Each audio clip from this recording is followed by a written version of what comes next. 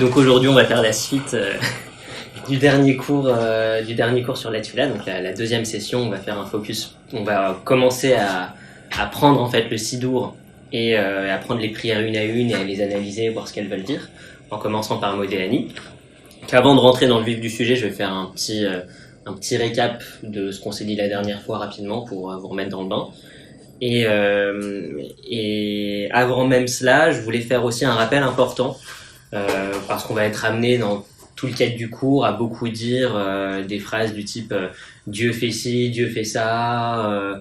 Alors faut bien être attentif à l'emploi de ce genre d'expression parce que c'est toujours des images et il faut toujours avoir en tête aussi le dicton taoïste qui dit que quand le sage pointe la lune du doigt, l'imbécile regarde le doigt. Il faut toujours garder en tête que quand on parle de Dieu de façon générale, c'est toujours des images parce que nous, on n'a pas la compréhension et on n'a pas pour but de l'avoir sur terre de Dieu. C'est toujours orienté vers l'action. Tous les discours qu'on peut avoir sur Dieu n'ont pas pour but de comprendre Dieu, puisqu'on ne peut pas le comprendre Dieu, mais ça a pour but de nous orienter vers l'action, vers une expérience qui nous permet pour le coup de vivre l'expérience divine d'une certaine façon. Donc il faut bien avoir ça en tête et pas prendre ce type de métaphore littéralement. Donc j'ai juste ramené un petit texte d'un rabbin que j'aime beaucoup, que je vous invite à suivre, qui s'appelle Rabbi David Aaron. Je vais le lire rapidement en français. Le but de la Torah n'est pas de comprendre Hachem, c'est de se comprendre soi-même. Nous essayons de comprendre Hachem uniquement dans la mesure où cela nous aide à nous comprendre nous-mêmes et à vivre la volonté de Hachem.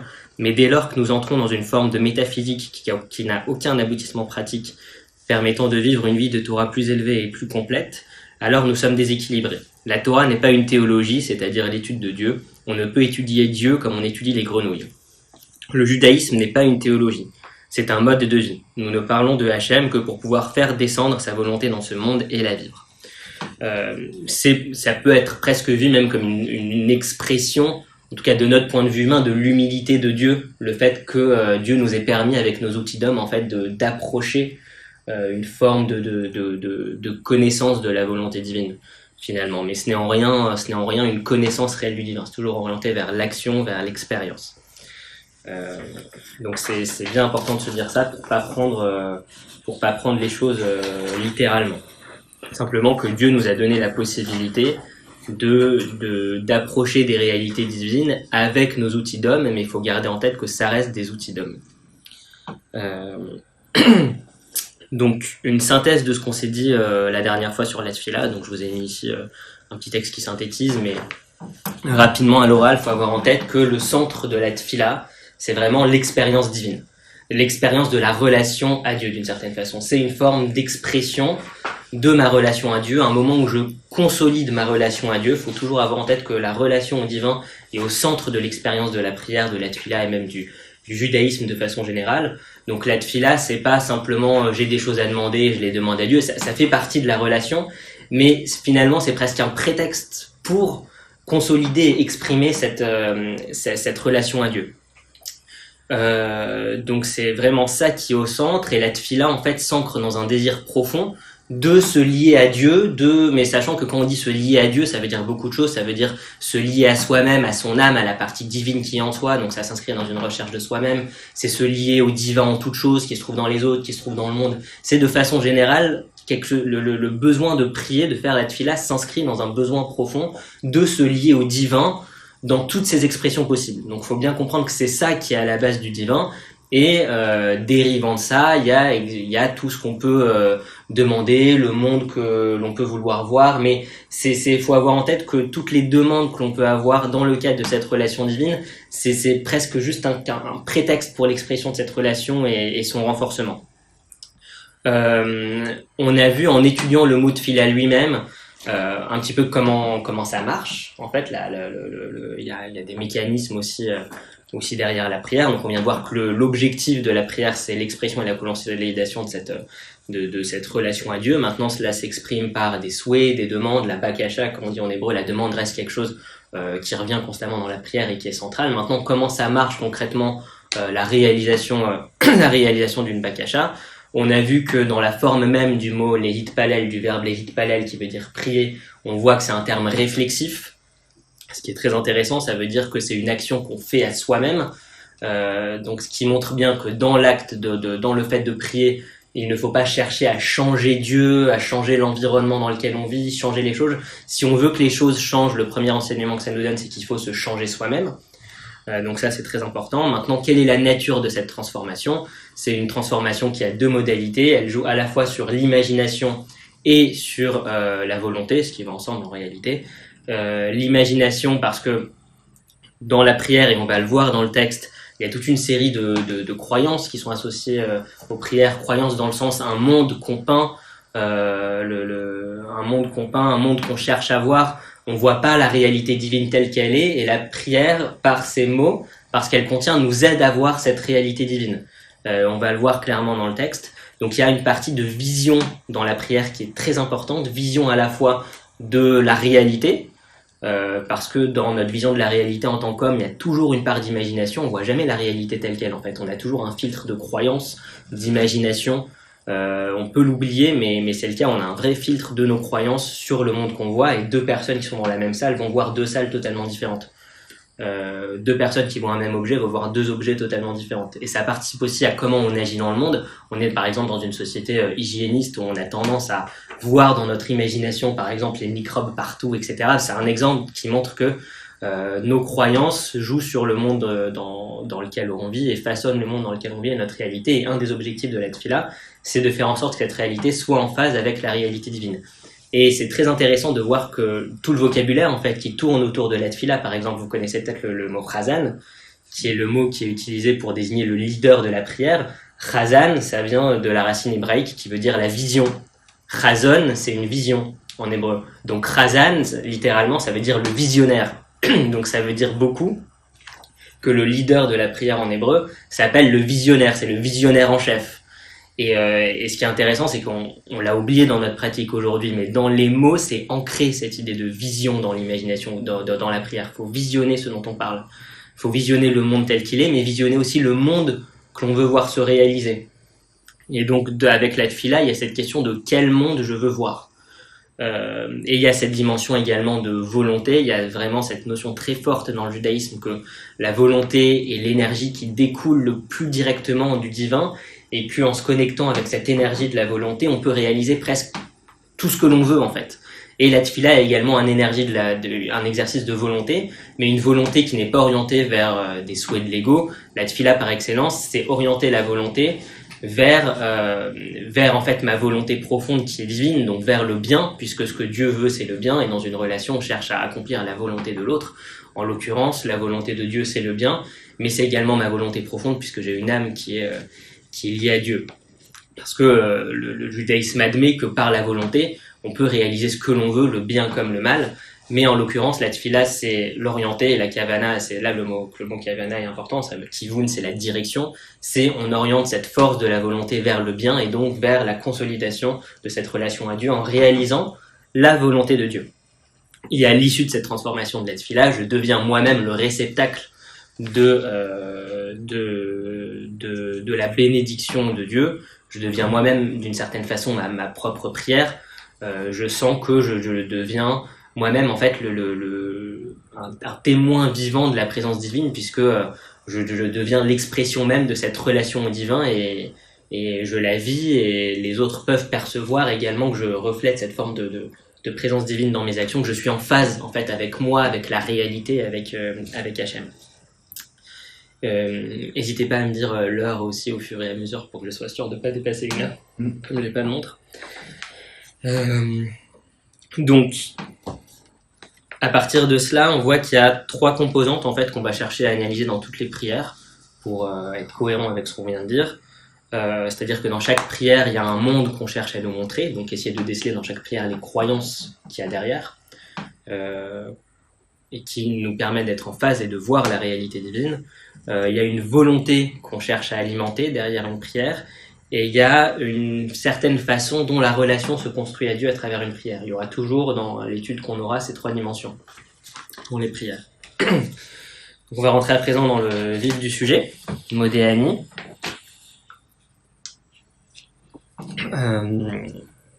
Si vous voulez des livres de prière pour lire la phrase, j'en ai. Je pense que vous la connaissez, Modéani, ouais. Si on a une qu'on connaît en général, c'est celle-là. D'où vient la prière Modéani? Donc, d'abord, on va redire ce que c'est cette prière. Donc, Modéani lefanaycha, melech chai vekayam, shechazarta binishmati bechemla, rabba emunatecha. Ce qui veut dire littéralement, Modéani lefanaycha, reconnaissant je suis devant toi, melech chai vekayam, roi vivant et éternel, shechazarta binishmati, qui a retourné en moi mon âme, bechemla, avec compassion, Rabba emunatecha, grande est ta confiance. A priori, juste à la lecture de la phrase, en fait, il y a une question qu'on peut se poser, c'est s'il s'agissait uniquement de gratitude, comme on a l'habitude de le penser, pourquoi ne pas avoir simplement dit merci? En fait, une des techniques classiques aussi d'interprétation des textes de façon générale dans la Torah, peu importe ce que c'est. D'ailleurs, c'est là qu'on voit la richesse, mine de rien, de l'éducation française, parce que ça nous y entraîne beaucoup. Si quand je lis une prière, j'en ai une certaine idée et que je me dis mais en fait cette idée j'aurais pu la dire avec d'autres mots, c'est qu'en fait je ne l'ai pas bien compris. Il y a chaque mot a un sens et c'est intéressant de se dire mais pourquoi on l'a dit comme ça et pas comme ça. Ça nous permet vraiment de mesurer quelle a été l'intention derrière les mots. Et donc d'où vient la prière Modéani?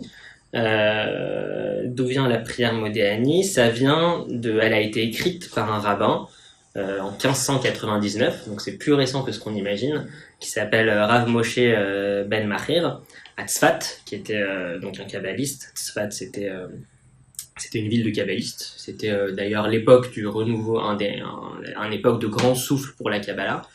Il y a beaucoup de prières aujourd'hui en fait qui sont incluses dans les Sidurim et qui viennent en fait de kabbalistes. Modéani en fait partie. Donc ça c'est juste pour recadrer le contexte historique et elle apparaît pour la première fois donc dans un livre de ce rabbin qui s'appelle Seder Hayom, où il dit Ouf Kumo Miad, littéralement à son lever, il dira directement Modéani, etc. Donc là il dit littéralement les mots à prononcer. Ve'ein sarich leze netilat yadaim. Et il n'y a pas besoin de faire netilat yadayim, donc de se laver les mains avant de la dire. Pourquoi? Ki afilu yu yadav metunafot, car même si ses mains étaient sales, ein chashash, il n'y a pas de crainte. Kevan chez eino maskir loshem velo kinui. Parce que dans cette prière, on ne mentionne ni un nom de Dieu, ni un surnom de Dieu. Parce que vous savez qu'il y a cet interdit dans la loi juive de prier si on est sale, et notamment on ne doit pas prier avant de s'être lavé les mains et d'avoir fait le minimum d'hygiène. Et on voit du coup qu'il y a deux sujets d'étonnement, parce que même s'il n'y a pas le nom de Dieu, ça reste une forme de prière. Et il y a déjà deux sujets d'étonnement. Le premier, c'est pourquoi toute cette formulation, s'il s'agit simplement de dire merci, c'est qu'il y a plus derrière ça que la gratitude. Et le deuxième sujet d'étonnement, c'est pourquoi, pour cette prière-là, qui en plus a été instituée quand même assez tardivement, pourquoi pile sur cette prière, il y a une exception qui nous autorise à la faire avant de se laver. Pourquoi est-ce qu'il y a une telle urgence à dire cette prière le matin? Ça peut être un sujet d'étonnement, parce qu'on pourrait se dire... mais pourquoi ne pas attendre que je sois dans de meilleures conditions, que je sois propre, que je me sente bien, je vais le dire avec concentration, là je viens de me lever, j'ai encore un peu... je suis pas forcément hyper réveillé, et j'ai cette urgence de dire Modéani, ça faut le comprendre, ça va pas de soi. Ça va pas de soi.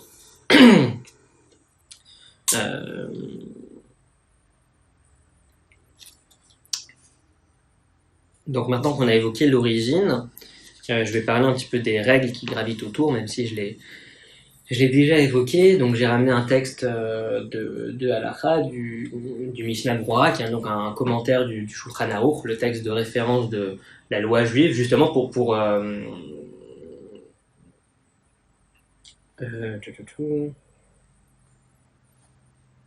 oui, donc deux éléments, deux règles intéressantes à savoir sur Modéani, qu'on ne sait pas forcément. La première que le Mishnah Brura ramène, donc j'ai mis en gras les éléments importants, au-delà de ce qu'on vient de dire sur le fait qu'on peut le faire sans s'être lavé les mains, qui dit juste après, mais en fait, les gens pensent qu'il faut faire Modéani dans l'urgence, tout de suite dès qu'on se lève, mais ce que nous dit le Mishnah Brura, c'est que c'est bien d'attendre un petit peu, au moins de s'être réveillé, de s'être remis un petit peu de son sommeil, même quelques secondes, voire 1 ou 2 minutes, avant de dire le Modéani. Donc il n'y a pas d'obligation de le dire tout de suite. En fait, il y a une phase avant le Modéani qui, d'une certaine façon, fait partie intégrante du Modéani. Vous allez le comprendre, c'est juste ouvrir les yeux et apprécier le fait de s'être réveillé avant même de dire quoi que ce soit, sans urgence.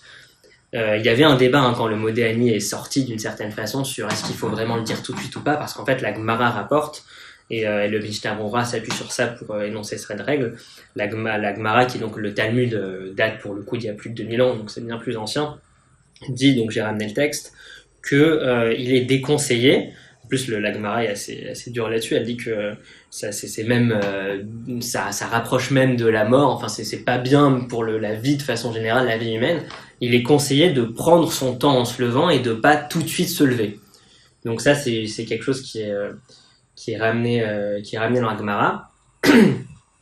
Parce qu'en fait, le Rav Moshe Ben Machir, quand il rapporte Modéani, dit Ufkumo miyad, à son lever tout de suite. Mais ça veut pas dire, mais il a dit Ufkumo d'abord. Donc ça veut dire qu'il faut prendre d'abord le temps de se lever un minimum avant de dire Modéani. C'est pas un miyad dans le sens dès qu'on se lève.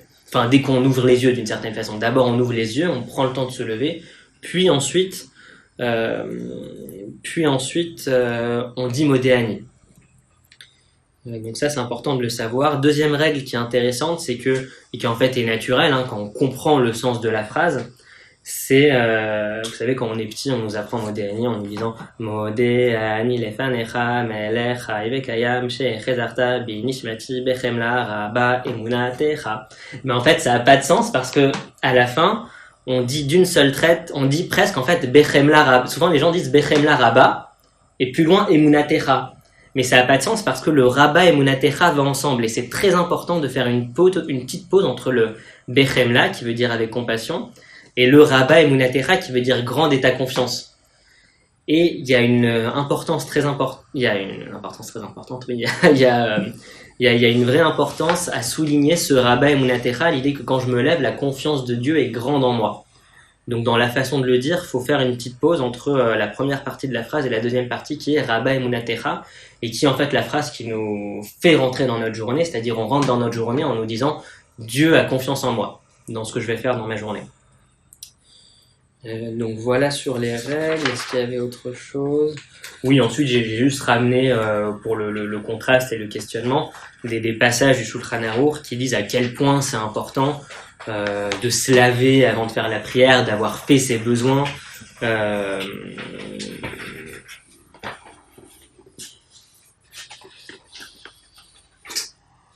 Ouais, c'est important vraiment de se laver, de faire ses besoins, et la loi juive est assez stricte là-dessus. Donc ça renforce en fait cet étonnement de pourquoi pour Modéani, même s'il n'y a pas le nom de Dieu dedans, ça reste une forme de prière. Pourquoi pour Modéani il y a une exception.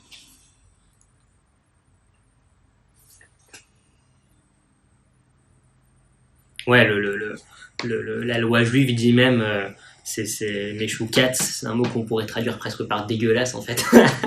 La loi juive dit presque on n'a pas le droit de dire le moindre mot de Torah tant qu'on n'a pas fait ses besoins, tant que pour le Shulchan Aruch, tant qu'on n'a pas fait ses besoins, le corps est sale. Il y a aussi ce sujet de si on a envie de faire ses besoins, on n'a pas le droit de prier non plus. Et ce qui est souvent le cas le matin. Donc voilà un petit peu pour les règles et les premiers sujets d'étonnement. Donc pour rappel, les deux principaux sujets d'étonnement, c'est pourquoi toute cette phrase à rallonge s'il s'agit simplement de gratitude, sachant que la gratitude reste très importante, c'est ce qu'on va le voir. C'est ce qu'on va voir tout de suite. Et deuxième sujet d'étonnement, pourquoi cette urgence à faire Modéani quand on se réveille, avant même de s'être lavé.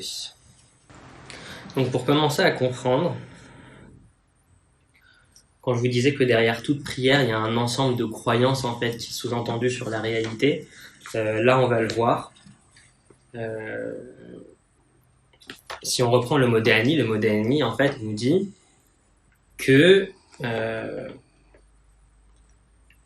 Dieu, je me réveille en fait parce que Dieu m'a rendu mon âme. Donc il y a cette croyance déjà que quand je dors, il y a une séparation entre mon corps et mon âme, et Dieu me l'a rendu. Donc ça, c'est intéressant déjà de commencer à s'interroger là-dessus, à creuser ce sujet.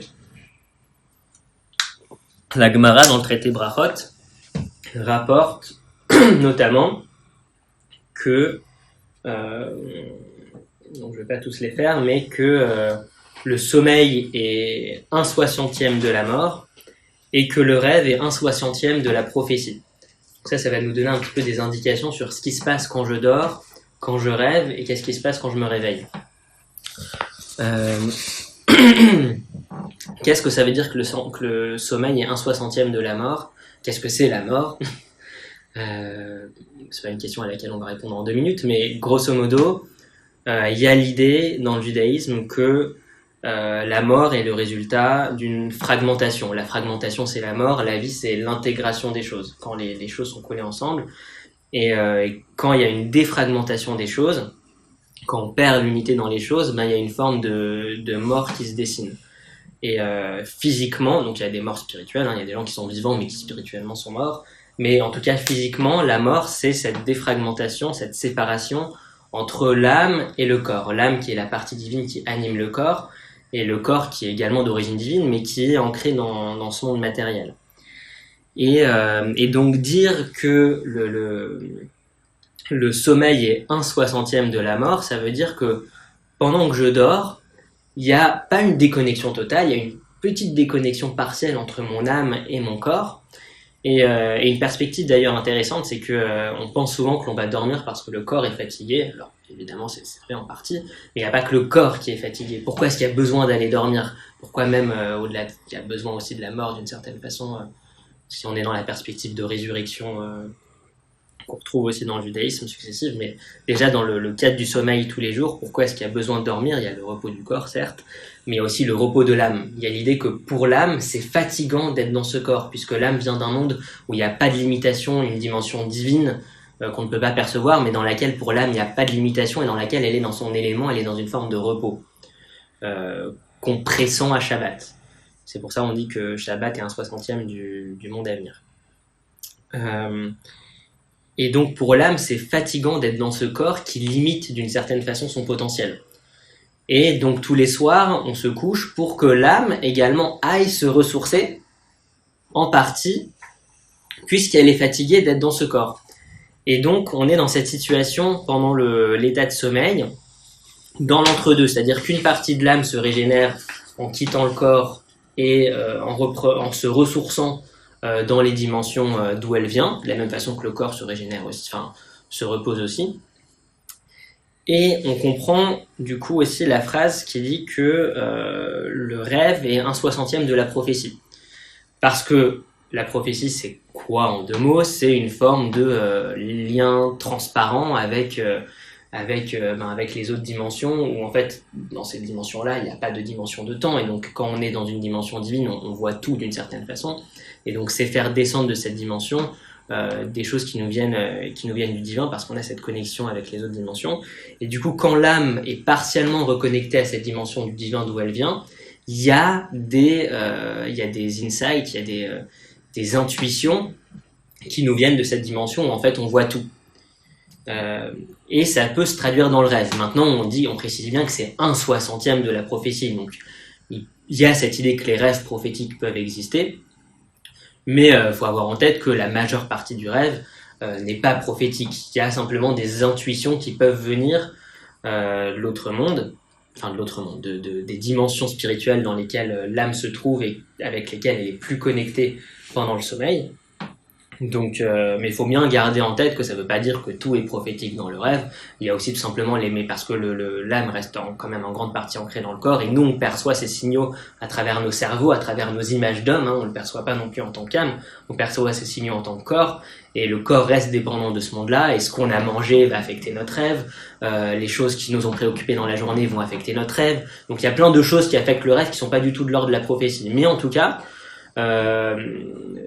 il y a l'idée que plus une personne est saine et sainte, ça va ensemble d'une certaine façon, plus elle est capable en fait de recevoir ces signaux dans le rêve. Enfin, ça va avec une hygiène de vie, ça va avec le fait d'avoir un comportement qui est déjà dans le monde physique, matériel, nous met en phase avec ces mondes divins. Mais bref, tout ça pour vous expliquer un petit peu ce qui se passe quand je dors.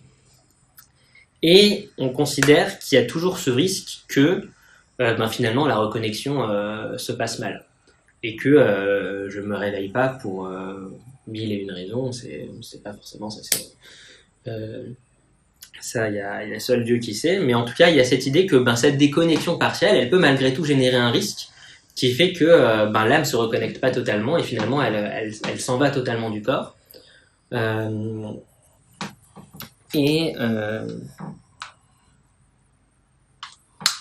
est-ce que j'allais en venir? Oui, donc on a cette reconnaissance vis-à-vis du fait que l'âme nous a été rendue et on reconnaît ce miracle. Il y a pu y avoir un risque qu'il y ait cette déconnexion totale. Finalement, c'est pas arrivé, donc on reconnaît d'abord ce miracle que je me suis réveillé alors que c'était pas une évidence. Déjà dans le Modéani, il y a cette idée que c'est pas une évidence que je me réveille le matin. Et d'ailleurs, c'est pour ça que dans la loi juive aussi, c'est intéressant de voir à quel point la loi juive rentre dans des détails, mais qui sont en fait l'expression des aspects de la philosophie juive au global, de toute la façon de penser, et tout est cohérent en fait quand on comprend. Il y a un concept dans la loi juive de Gezel Shena, vol de sommeil. On n'a pas le droit de réveiller quelqu'un brusquement, parce que y a l'idée que si on réveille quelqu'un brusquement, la reconnexion peut mal se faire et voilà, ça peut être fatal pour la personne. En tout cas, il y a cette idée que le sommeil c'est important et faut laisser le temps à l'âme de se reconnecter et pas avoir de réveil brutal. Ce qui mine de rien est pas évident dans nos sociétés actuelles. On a des réveils, on est facilement réveillé, mais ça se ressent. On est dans des villes, dans des contextes où on est souvent fatigué. On sent qu'on n'est pas toujours connecté d'une certaine façon. Donc ça, c'est pour comprendre ce qui se passe. Donc la première compréhension du Modéani en termes de croyance, de ce qui se passe dans la réalité, c'est que il y a cette déconnexion partielle. Mon âme m'est rendue quand je me réveille, et donc j'ai d'abord une forme de reconnaissance dans les deux sens du terme. Reconnaissance, je reconnais qu'il y a un miracle dans le fait que mon âme m'ait été rendue, et j'ai une reconnaissance qu'elle m'ait été rendue. Donc ça nous permet d'embrayer sur la gratitude. Alors, je vais vous montrer en fait le texte du Modéani a certes été écrit à la fin du XVIe siècle, mais les mots du Modéani sont tirés de références beaucoup plus anciennes. Simplement, c'est une recomposition, mais et vous allez voir en fait d'où sont tirés les mots du Modéani au fur et à mesure. Alors déjà, les premiers mots, Modéani lefanecha, vous le savez peut-être. Ça vient d'une prière qu'on récite peu de temps après, le Elokai Neshama Shinatata Biteora, etc. Qui est une prière qui est instituée déjà à l'époque du Talmud, à l'époque de la Grande Assemblée dont on avait parlé la dernière fois, qui est instituée à l'époque de la Grande Assemblée et qui est mise à l'écrit et qu'on retrouve dans le Talmud tel quel. Donc c'est la troisième prière. Il y a Modéani, il y a Netilat Yadayim, il y a Asher Yatsar, il y a Elokai Neshama. La prière dit Elokai Neshama Shnatata Biteora, l'âme que tu m'as rendue est pure. Donc on retrouve cette idée qu'on me rend mon âme en fait ne vient pas du Modéani. C'est beaucoup plus ancien et on le retrouve dans le Talmud, on le retrouve dans la Torah. Et cette prière qui vient après redit en fait cette idée. Donc il y a cette reconnaissance envers Dieu qui m'a rendu mon âme qui est pure. Donc on a l'occasion de s'attarder plus longuement sur cette prière. Mais en tout cas, quand on la lit, on voit que vers la fin, on dit bien Modéani lefanecha, Elokai Avotai. Je suis reconnaissant, je suis devant toi. Hachem, mon Dieu, Dieu de mes pères, etc. Donc en tout cas, cette formulation Modéani lefanecha qui en soi est étonnante, on la retrouve déjà dans des sources plus anciennes. Pourquoi elle est étonnante? Parce qu'on pourrait simplement dire Toda, merci. Mais non, on dit reconnaissant, je suis devant toi, qui en hébreu sonne aussi bizarrement qu'en français, faut le comprendre. Donc c'est qu'il y a une intention particulière dans l'ordre des mots. C'est vraiment comme si en français on avait dit reconnaissant, je suis devant toi, ça fait le même effet en hébreu. Donc il y a un sens à cet ordre des mots.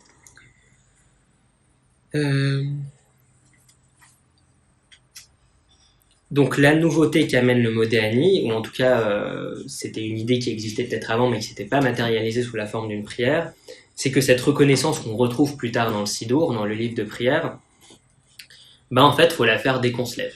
Pourquoi ? On va commencer à répondre à ça.